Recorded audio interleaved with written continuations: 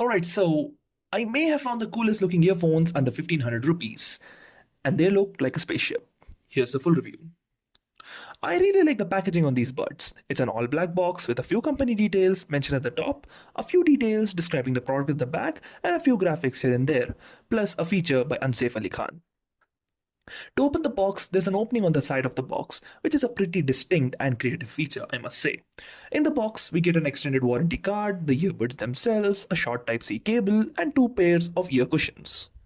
The earphones themselves look amazing. They have a very cool and unique form factor. We also get two Type-C charging points at the back, which to me resemble an exhaust. Maybe. Both are functional, but plugging in both at the same time will not increase the charging speed. The earbuds themselves look insane. We have lights with certain animation inside the charging case and on the earbuds as well. They have a range of up to 10 meters with no obstacles in between and a charging time of roughly 45 minutes for a full charge. The LEDs are a nice addition. The amount of bars shown here is how much charge is left. The front LEDs have a nice breathing effect, and they also let you know if the case is fully charged or not while plugged in.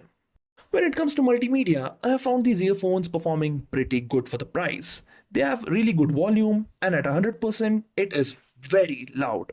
Loud enough to cause damage to your ears if used for longer periods of time. I found the audio separation particularly good on the earbuds. I could hear the vocals, instruments, and everything else going on in the video.